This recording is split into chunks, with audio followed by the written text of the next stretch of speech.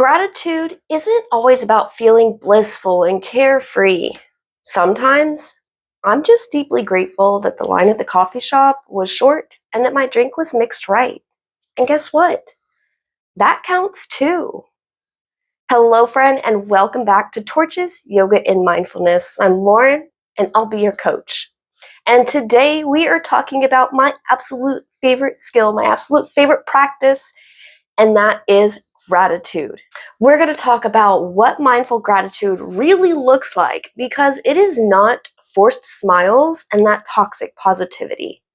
It's noticing what's here right now and choosing to honor it. So gratitude isn't just saying thank you because we're supposed to. It's awareness plus appreciation. It's taking that pause just long enough to notice what's good and allowing yourself to actually feel that appreciation, that expansion, that lightness. And like I mentioned in the beginning, it doesn't have to be profound or deep. You don't have to quietly journal under dim lights with soft music playing in the background. Okay, so that does sound pretty nice and peaceful, but you don't have to do that to practice gratitude. And you don't have to have these grand things or experiences to be grateful for to practice. Other than my personal yoga practice that I started when I was young, gratitude was really the first mindful practice I brought into my life. But it was before I ever even knew about the umbrella that is mindfulness. At the time, I didn't even have a roof over my head in the traditional sense. I didn't have a support system. I didn't even have fresh water to drink whenever I was thirsty. I remember first reading about an intentional gratitude practice, and I told myself, I can't even do this. What do I even have to be grateful for? And though the tone was defeat, the question was still valid. What did I have to be grateful for? And oddly enough, I remember the first thing that popped into my head as I pondered that was I have my toothbrush.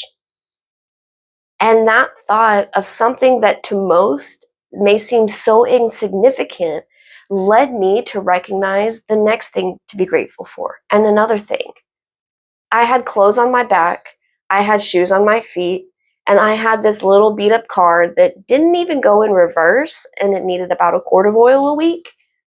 But once I started to take notice and acknowledge even the smallest things and how they could uplift my mood or benefit my situation, I started to notice more things. And I'd even dare to say I attracted more things to be grateful for.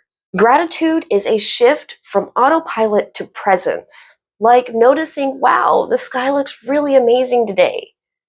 Not like right there, but maybe outside it does. It doesn't cancel out the hard stuff. It doesn't mean pretending everything is fine when it's not. And it's about letting yourself hold both, acknowledging what's hard and choosing to honor what's still good, even if it doesn't feel balanced. We can have a hard day where maybe we get into an argument with someone we love or we care about. Maybe there was an accident, a rejection, a lost job, or even losing someone. Something that really shook you. And even then, we are still allowed to feel gratitude. You're allowed to find your comfort in a hot shower or a cold drink or just a quiet moment to be with yourself. Gratitude doesn't erase the hard. It just reminds us that something good still exists alongside it. And that's what helps to keep us going. Gratitude isn't just a trick we play on ourselves to shift our mindset. It actually changes us on a biological level. Studies have shown that practicing gratitude can shift our gene expression, turning off the ones that ramp up stress and inflammation and turning on the ones that support mood and immune function. And that's just a fancy way of saying that the more you regularly feel and express gratitude, the more your body starts to physically respond with less stress, less I cannot get that word out today, less inflammation, and just a calmer, more balanced nervous system. In fact, it was found that people who kept a gratitude journal showed lower markers of inflammation in their blood and better heart rate variability, which is a strong indicator that the body's bouncing back from stress more easily. When we repeatedly practice gratitude as a positive emotional experience, we set in motion specific neurochemicals, dopamine, serotonin, and oxytocin. These ripple through the entire body in a supportive and healing way. Now let's take an even deeper look. There's a field of study called epigenetics. This looks at how your environment and experience can influence your genes. I'm not talking about changing your DNA sequence, but rather how your genes express themselves, whether they're switched on or off. These changes happen through what are called chemical tags, one of which involves histones. Histones is a protein rich in amino acids, and these histones essentially tell your DNA how to behave. And epigenetic memory, the way our cells in our body hold on to experiences and memories, doesn't just shape us as individuals. This is where we pass things down from generation to generation. And all this means gratitude literally shapes us on a cellular level. But what happens when we combine gratitude and mindfulness? I want to talk about that. When we pair the two, we're not just creating a feel-good moment, but we're laying down entirely new patterns of being. We're teaching our nervous system, our immune system, and even our hormonal system that it is safe to shift into healing mode. It's like gratitude opens the door and mindfulness helps us to walk through it. Mindful practices like the ones I share in my videos, breath work, gentle movements, or body scans, these all have been shown to change us all the way down to our gene expression. When we add a layer of gratitude, we amplify those effects. We create what some researchers are calling positive biological feedback loop. And this means our body experiences a moment of calm or appreciation, which shifts our physiology into regulation, making it even easier to access even more moments of calm or appreciation. So once we get in the practice, once we get that system going, it's actually self-sustaining. Gratitude tells our body we're safe, we can rest, we can begin to heal. Our breath slows, our body unclenches, and our heart rate stabilizes. And cortisol, the stress hormone, it drops. And over time, this combination rewires the brain, quiets the chronic stress response, and restores balance to our systems that have been running on overdrive. So you may be thinking, Coach Lauren, that sounds great and all. How do I even get there? I got you. I have some science-backed practices for you that you can implement into your day-to-day life. Try one, try all 5, mix and match and see which ones work for you, and come back in the comments and let me know. First up, I want to talk about embodiment. Don't just acknowledge gratitude in your mind or write it on a list like it's a chore, but really connect with how this experience of gratitude makes you feel. So the next time you start to think, I'm grateful for, pause, take a breath, close your eyes if it's safe to do so where you are, and ask yourself, where do I feel that gratitude in my body?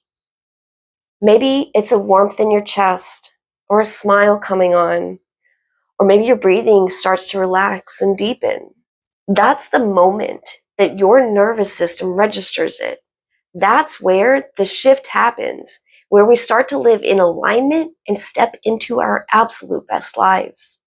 Now, our biggest hurdle for this life-changing gratitude practice is just forgetfulness and lack of present moment awareness. Working to sharpen your present moment awareness, which is mindfulness skill number 1, there's videos on that on my page. Working to sharpen this skill helps us to stay present so we can take advantage of gratitude opportunities as they come. So my tip is to pick a stationary object.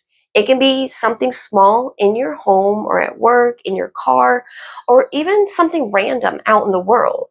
Like every time I see a dog out for a walk, or every time I pass a Daly's gas station. Designate this as your gratitude anchor. Every time you see it, that's your reminder to take a moment for gratitude. Just take one conscious breath and name one thing you're grateful for in that moment. Oh, and bonus points if you choose an object that holds intentional energy. And by that, I mean stones like rose quartz, citrine, green aventurine, amethyst.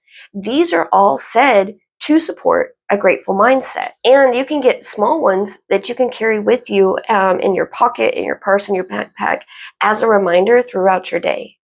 Studies show that when we make a personal oath to perform a behavior, the likelihood of follow through skyrockets. So, we're going to make a vow to practice gratitude.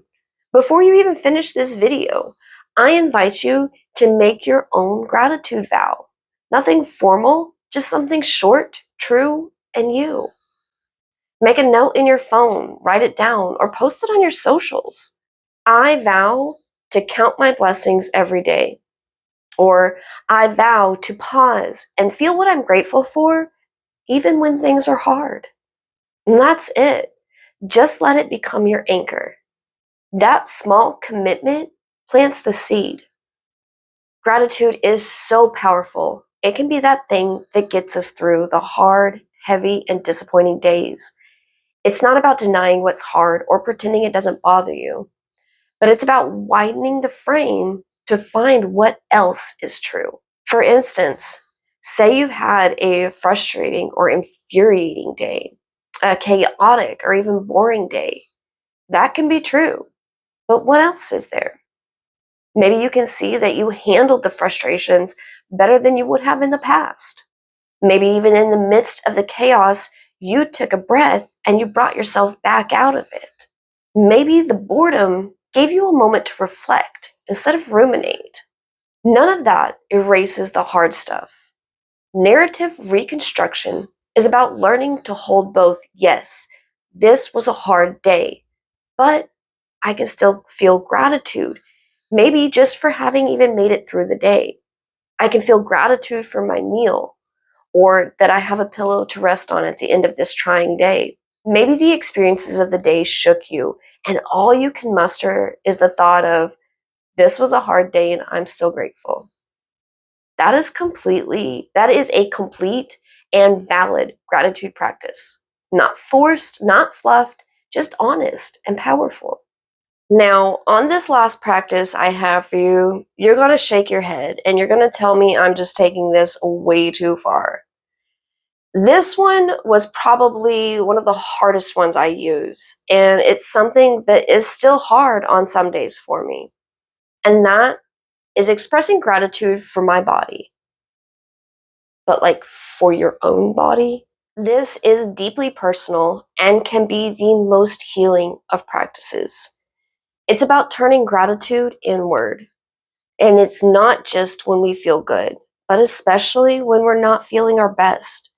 It's about acknowledging and expressing gratitude for our legs that have carried us through every experience, even on the days they hurt, or even if we think they're thicker than they should be. Expressing gratitude for our stomachs, for processing the nourishment we give ourselves, even if it's sensitive or not a well-defined six-pack. Gratitude for our lungs, our heart, our breath, just for showing up. So often we thank our bodies when they perform. This practice is about thanking them for simply being. This practice gives us the opportunity to shift the relationship we have with ourselves from the inside out. When you practice giving your body gratitude instead of criticism, you will be able to see it in a more gentle light and see it for what it really truly is. And that's a loyal companion that's been doing its best to carry us through. All right, my friend, those are all the facts and practices I have for you today. Make sure you're subscribed so you don't miss next week when we will share a guided meditation that I've created for you on gratitude so that we can cultivate it in our day-to-day life. Gratitude was something that when I first heard about it as an intentional practice, I dismissed it. I questioned it, like how could it possibly make a difference? But I tried it. And I have no problem admitting I was so very wrong. This is really it. This changed everything for me. I was stuck in the struggle. I was lost and I was hurting. Gratitude turned all of that around. Remember, gratitude practices help us refocus on what we have instead of what we're lacking. It creates a cognitive reorientation that ripples throughout our entire psychobiological system. And not even just for ourselves, but when we show up for friends, for family, coworkers, or really anyone that we interact with in our lives, when we show up with the energy of gratitude, we change the world. When we tell a fellow human, thank you, we are telling them, I see you, I appreciate you. And that ripples out too. Friend, thank you so much for sharing a piece of your day with me to talk about my absolute favorite practice ever. Stay present, stay kind to yourself, and I will see you soon.